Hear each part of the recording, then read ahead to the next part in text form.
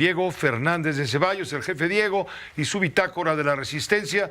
¿Qué nos dices del trabajo de la Suprema Corte, Diego? Muy buenas noches. Respecto a esta decisión de dar para atrás al asunto de entregar los fideicomisos, como lo quería el presidente de la República, a la Tesorería de la Federación y en su caso apoyos a la gente en Acapulco. ¿Y cómo observaste tú la actuación de la Corte en el caso de todo el sainete que se armó en el Estado de Nuevo León con Samuel García, que se fue, que se quedó, que regresó, que retomó? Tú dirás, tú tienes la palabra, Diego, como siempre, un saludo cordial. Gracias, José.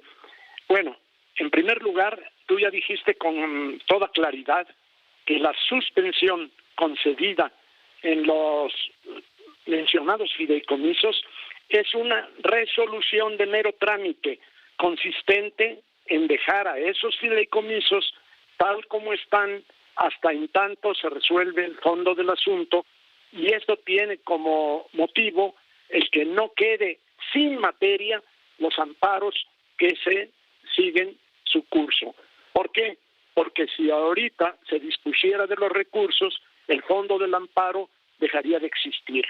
Ahora, por lo que se refiere a la Corte en general, pues frecuentemente se critica la lentitud con la que resuelven los asuntos.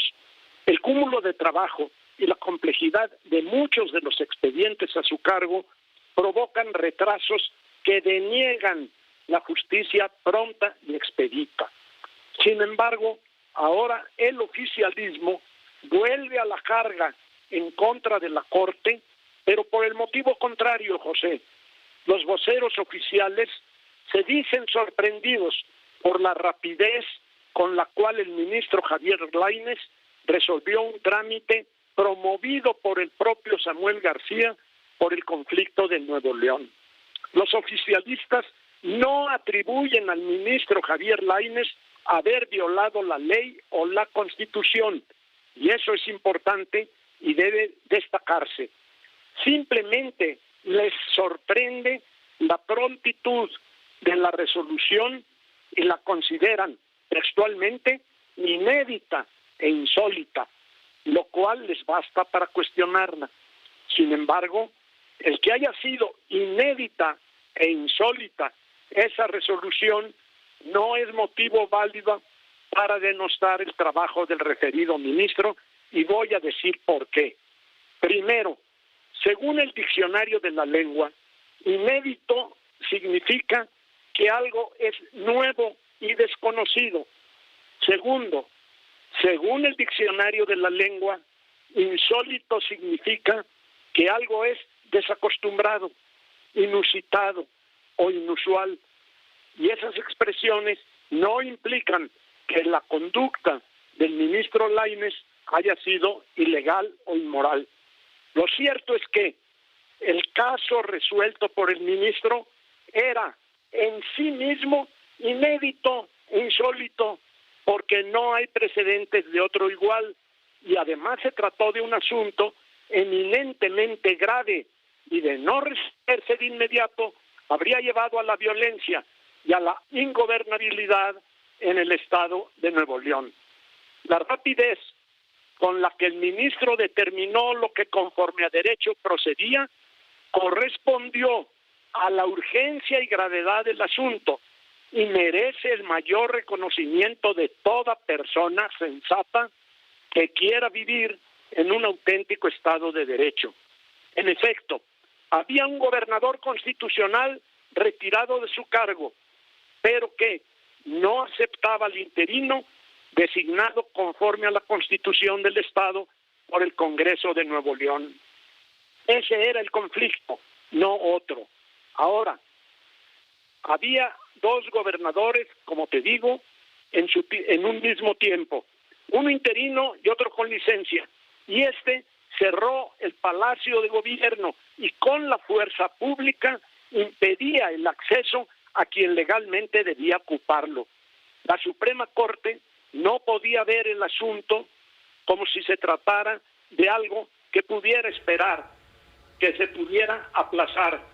Ahora bien, el asunto expuesto fue precisamente por Samuel García a la Suprema Corte, Y ese asunto era inédito, era insólito y de suma gravedad, y el ministro Lainez cumplió con su deber al resolver de esa manera inédita e insólita el asunto planteado. Insisto, José, cualquier mexicano que no esté descerebrado o pervertido debe agradecer al ministro Lainez la rapidez de su resolución. Finalmente, es una falacia que se ha propalado de que a Samuel García se le arrebató su candidatura. No es cierto. Nadie lo sacó de la contienda. Él se salió de ella por decisión propia. Los hechos estuvieron a la vista de todos. Él recibió la candidatura y él renunció a ella para regresar al gobierno de Nuevo León. Nadie se la quitó y a él sí le corresponde explicar a los ciudadanos los verdaderos motivos de su viraje. Primero, buscar la presidencial y después de regresar con todo el sainete que ya conocemos. Sobre todo porque se trataba, según él decía, vano, pendenciero y sobradito de que estaba seguro de ganar la presidencia. Eso es lo que debe explicar, porque el apoyo y los arrumacos que recibe de López Obrador no son nuevos, son del dominio público y se explican por sí solos. Dividir el voto opositor. Y cuando Fosforito chilla enfurecido y dice que la oposición despertó a un león, eso sí, José, nos tiene temblando. Ojalá nos perdone la vida. Muchas gracias, Diego. Gracias y buenas noches. A ti, adiós. Adiós, gracias, Diego Fernández de Ceballos.